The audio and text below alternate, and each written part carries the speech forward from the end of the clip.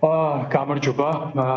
2019 წელს დადგმულ სპექტაკლზე აქვე ვიტყვი, რომ ჩემი დადგმული არ იყო მოწვეული რეჟისორის დადგმული იყო გიორგი სავანელის დადგმული ხალხის წერი. ამბები და კარგი იქნებოდა ახლა ყოფილიყო ჩვენთან ერთად. კი მოყვა ამბები და მოყვა არა ესეთი პირდაპირი ამბები, არა სპექტაკლი აკრძალეს როგორც ახლა ბათუმში. მაშინ საჯარო მოხელეებს აუკრძალეს საერთოდ სახელმწიფო თეატრში სიარული და მაშინ საჯარო მოხელეები 2019 წლის 9 ოქტომბრიდან დმანისის სახელმწიფო თეატრში აღარ დადიოდნენ იმის შიშით, რომ დაკარგავდნენ სამსახურს. მე დეიდაჩემი მეუბნებოდა, რომ ბოდიში თქვენ თეატრის სპექტაკლებზე ვერ დავდივარ, იმიტომ რომ მე შინია სამსახური არ დავკარგო. აი მაშინ ამ ფორმით ხდებოდა. დღეს ვხედავთ, რომ პირდაპირ ხდება, ხო? პირდაპირ გაცხადებულად ხდება, რომ თეატრი არ ვიცი, მე ეს თეატრის პოსტი გავაზიარე და ვთქვი, რომ სახელმძღვანელოებში შევა. თეატრის ისტორიის სახელმძღვანელოებში მოხდება ეს ტექსტი ალბათ, როგორც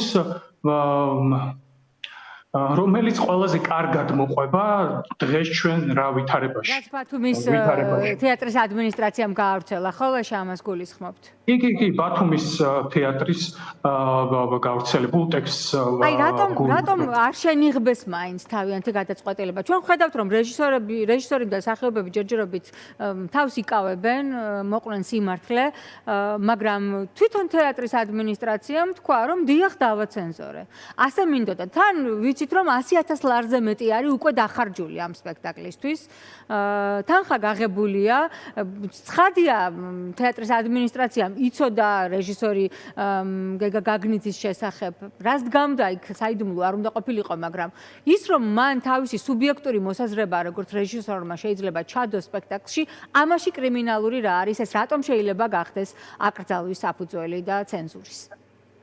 ანუ როგორც ბევრ რაღაცას შეგვაგუეს, ისე უნდათ, რომ ამასაც შეგვაგუონ და ამიტომ შეფარულად აღარ მოქმედებენ ისინი. ისინი ეს სისტემა უკვე პირდაპირ ამბობს ვინც არის. თქვენ იცნობთ კოტემ ჟავიას, თეატრის ხელმძღვანელი, ვინც არის დღეს ბათუმში.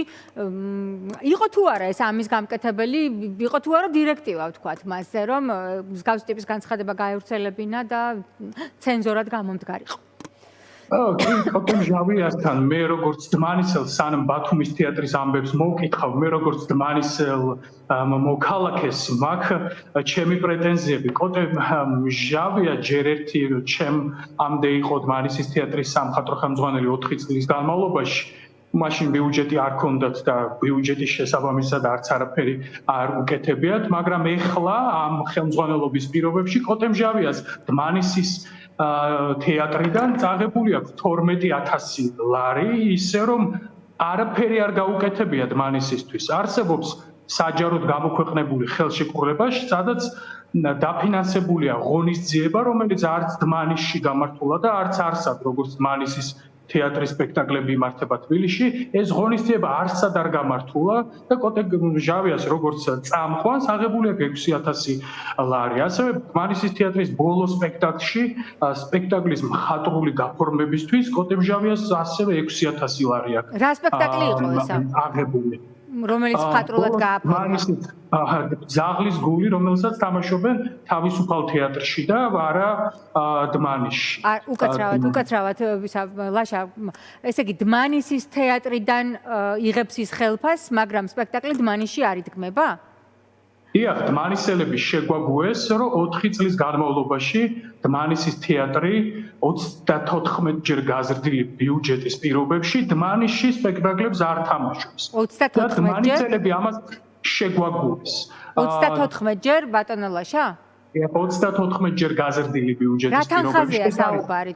თქვენ მახსოვთ, რომ 26,000-იანი ბიუჯეტი გქონდათ, იმიტომ რომ არაერთი სიუჟეტი მინახავს, რომელიც გასულა გადაცემაში, სადაც მე ვმუშაობდი და გიცნობთ იქედან, თქვენი პროტესტიც მახსოვს, მადლობა თქვენი სამოქალაქო პოზიციისთვის პირველ რიგში, მათ შორის თქვენი შემოქმედებისთვის, მაგრამ ეს 26,000 თქვენთვის საკმარისი თუ არა, იმის საშუალებას მაინც გაძლევდათ, რომ თეატრის არქონის პირობებში ან მცირე რესურსების პირობებში სოფელ-სოფელ გევლოთ, იქ გაგეკეთებინათ სპექტაკლები, მაყურებელი ყოლოდათ, აკრძალვის მიუხედავად თქვენ მაინც დგამდით. 34 ჯერ გაზრდილი ბიუჯეტი რამხელაა და რა იდგმება ახლა დმანისში? თეატრალური ცხოვრება უნდა ჩუხჩუხებდეს, როგორც ხვდები. დიახ, ჩვენი გაერთიანებული 4 წლის ბიუჯეტი იყო 128,000. 128,000-ით ჩვენ შევძელით 7 სპექტაკლის 7 ახალი სპექტაკლის მომზადება და კვირაში ერთხელ თუ არა თვეში ერთხელ მაინც გქონდა წარმოდგენა ამ ბიუჯეტის პირობებში და ჩვენი თეატრი იყო გახსნილი თეატრი და ყველა სპექტაკლზე ვასაქმებდით სხვადასხვა შემოქმედებით ჯგუფს 53 ადამიანი დავასაქმეთ ამ 4 წლის განმავლობაში. ეხლა 34 ჯერ გაზრდილი ბიუჯეტი ნიშნავს ამ 128,000 ლარიდან ეს 4 წლის გაერთიანებული ბიუჯეტი გახდა 3 მილიონი. 3 მილიონის პირობებში ამ ადამიანებმა მოამზადეს 10 სპექტაკლი, რომლებიც მხოლოდ 2 წარმოადგენს. ამ ადამიანებმა ეს გახლავთ ბატონი გიორგი სიხარულიძე, რომელიც თქვენ შემდეგ დანიშნეს დმანისის თეატრში. აქაც მე მგონი იყო ესეთი კაზუსი კონკურს გარეშე აირჩიეს ის მოულოდნელად და თქვენ ჩაახსნეს, ხო ბატონი გიორგი ისე დანიშნეს?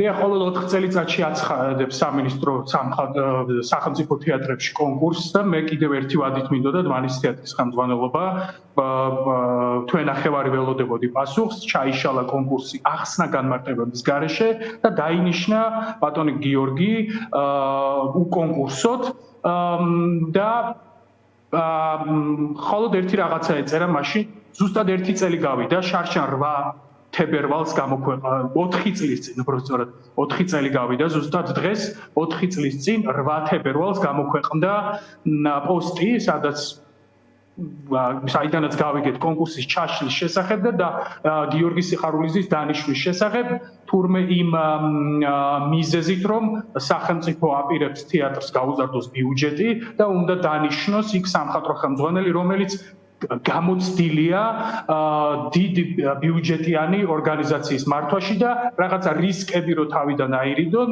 უნდა დანიშნონ გამოცდილი ადამიანი ბიუჯეტის ხარჯვაში. ჩვენ ნახეთ, რომ ეს გამოცდილება თურმე ნიშნავს, რომ 3 მილიონს ისე დახარჯავ, რომ დმანისის თეატრი წარმოადგენს მხოლოდ 3 სპექტაკლს. ბატონო, მე